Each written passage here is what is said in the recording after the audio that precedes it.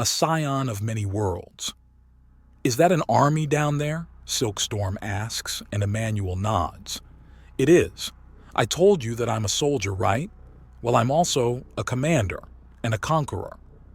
And what else? Some people are going to say God. What? I may have done some things that people think are impossible, and that gets people talking, he says. Like what? There was a woman. She was tortured and unable to die. I healed her, but there was a side effect and the extra energy had to be gotten rid of. So I made that energy show itself as light, which made it look like I took a dead body and brought it to life. He says, there's more, isn't there? As far as I can tell, I'm responsible for the molting. It began after I altered myself and the molting brought about traits I took up. You're trying to both admit to something and avoid it, she says. There is a state of being called primal. It was something only seen in Nagasha before. It's what separates the Serpent Empress from her daughters.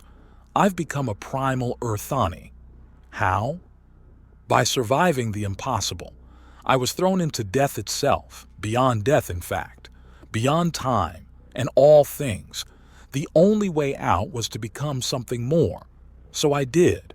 The steps I took to become that something more became the new kinds of Earthani, and are you actually a god? She asks. Well, I don't want to be worshipped is the thing. I think you're a little past that stage. She remarks as everything starts lining up. It would fit into the stuff of old stories for a god to emerge and all under their care to thrive, provided they're not some god of destruction. I want equals, not evangelists, peers, not pawns. And how am I to equal a being that's lived for hundreds of years, was born of an alien monster sent from the heavens and holds the strengths of all Earthani? A very good question. No, really, how?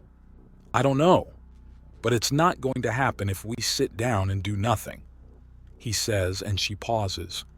Are you offering me training just so you're not the only Earthani like yourself? No, I'm offering training for two reasons. Reason one is because Lakran needs to be protected, and the more champions it has, the better. Reason two is that talent and intelligence are to be nurtured. You have both, so they will be nurtured. It is that simple. What danger is coming? She asks as they start to approach the ground. Lakran is being reconnected to the rest of the galaxy. You know how the old stories referred to a great ship called the Nest? It was a colony ship that carried your ancestors here. It came from somewhere else and was cut off from them. But the path has been reopened, and while help is on the way, trouble will follow in its wake. We need to be ready for it. Surely you don't believe the stories of the Nest, do you? If it existed, then a ship of that size would have been found. That's the strange thing, he says as they land. Everything points to it being real, but it's just missing.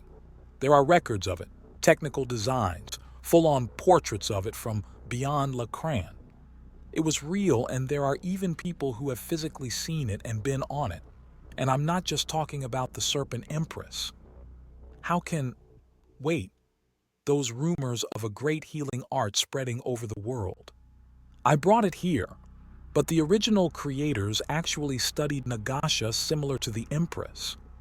And the rumors of an impossible battle that shattered the Slaver Empire, the souls of the damned worn as armor and weapon, that was true. Is it also true you drew back the souls of the lost and restored them, then taught others to do the same?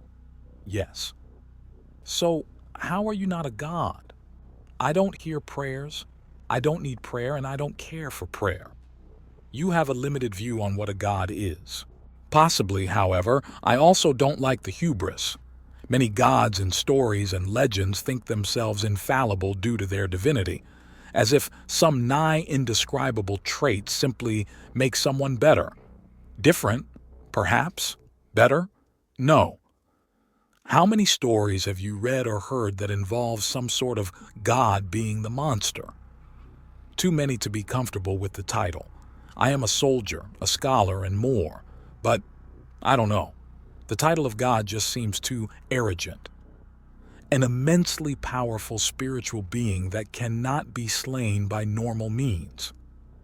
That would mean that any axiom trained undaunted is a god, and most Crimson Hewers, all battle princesses and sorcerers of Serbo, every empty handmaster, most if not all hunts mistresses and hunts masters, a lot of criminals, a lot of civilians.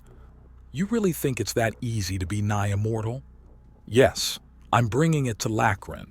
As I said earlier, it's so common throughout the galaxy that a lot of people here are going to find themselves suddenly in contact with very, very distant family. Family that is older than they can trace back their lines. Everyone lives that long?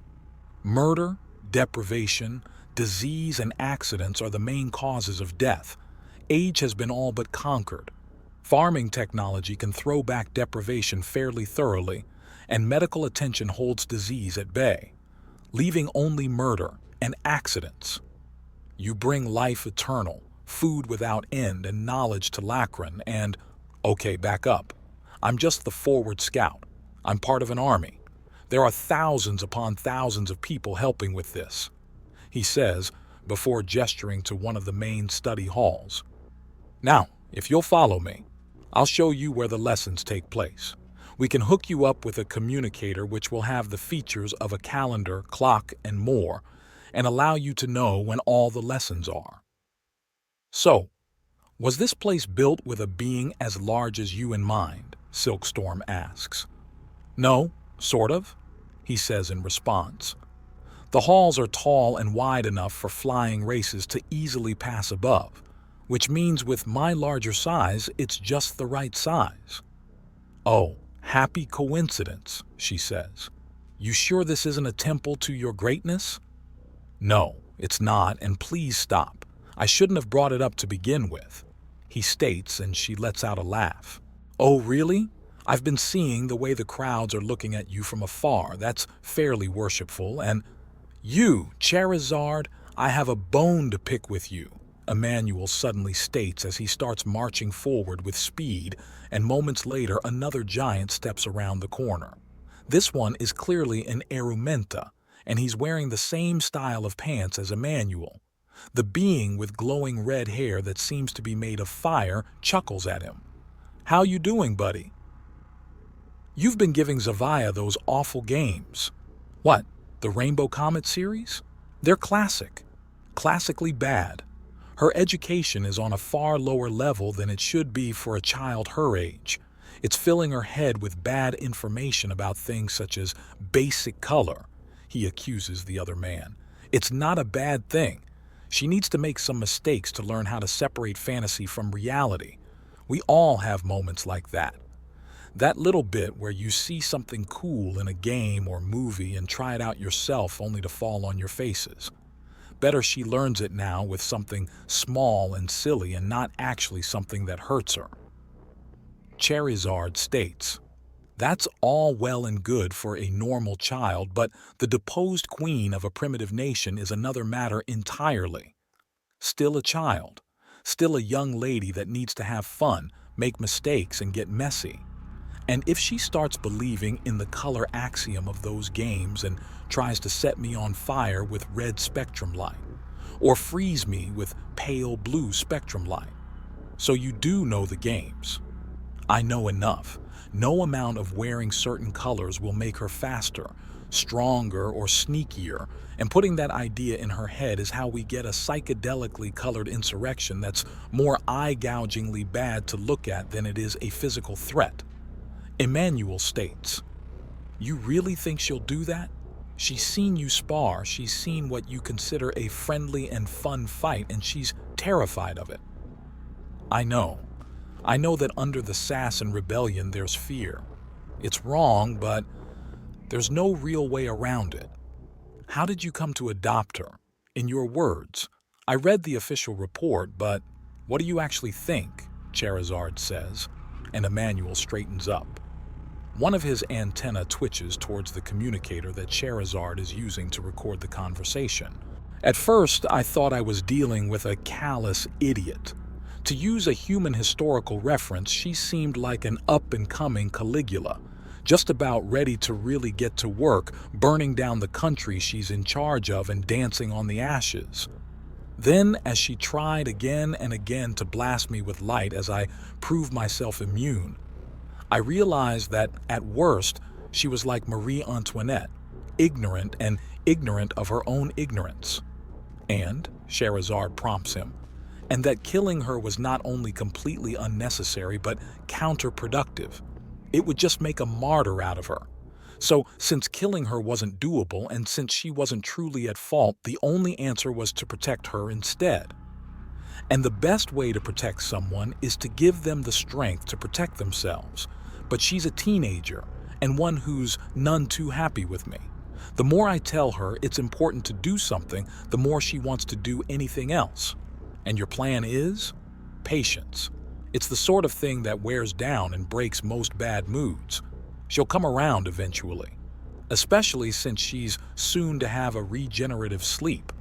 She has a lot of degeneration time bombs just waiting to go off and cut her life short. Once that's done, I have all the time I need to set her on a better path.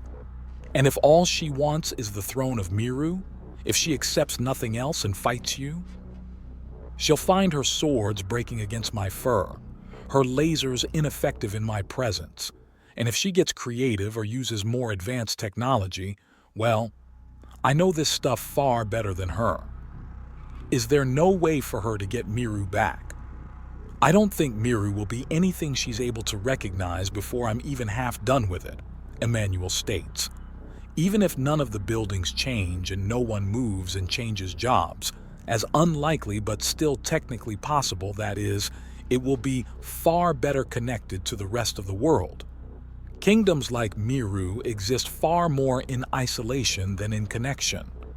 The duties and privileges of the crown will be so immensely different, are already so different that she no longer has the training nor skill to rule, and considering that she was the puppet for that idiot cult, the question of whether she ever had those skills to begin with becomes very important, Emmanuel explains. You got that right? All of you? Scheherazade asks into his communicator, and Emmanuel crosses his arms. Yeah, I figured you were up to something like that. Didn't think it was live, but yeah. And you had to go and make them question whether or not you were honest just now. Why? I value honesty and openness, even when it makes things harder for me. Everyone's a saint when it's easy. It's when it's neither convenient nor simple that you're really tested, Emmanuel explains. Now, is there anything you or your adoring audience would like to ask me before I square away the registration of our newest student? Not from me. But seriously, dude, lighten up about those games. They're harmless fun. They misinform people on some pretty basic stuff. What did you do that made you hate games like that? I died, Emmanuel answers. Playing hero reduced me to stellar dust. If I'd run the other way, maybe something would have been different, or maybe there would have been enough of me left to revive.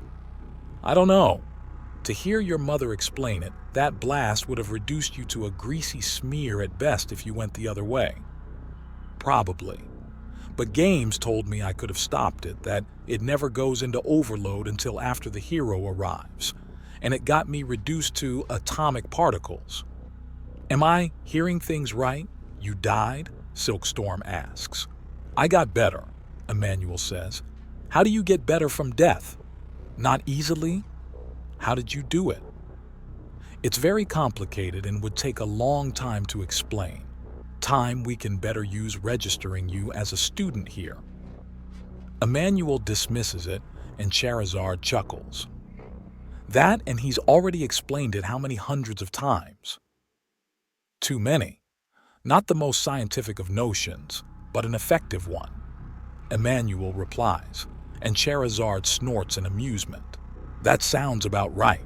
Anyways, I'm sure I'm just a minute or two away from some erumenta dragging me into a side room to try and get me to do another favor for Mrs. Servant of the rightful queen. Have a good one, Scheherazade says. And now that they know that you... Oh my goodness, man, how much are you playing with them? I can't help it. This reminds me too much of some of the funner times on Centris. I'm trying to get into as many cults and conspiracies as I can. Scheherazade boasts before perking up and holding his hands together before waving his fingers to simulate wings. Oh, I almost forgot. May the great moth go with you. No, Emmanuel states sternly and gets a chuckle from his fellow Titan,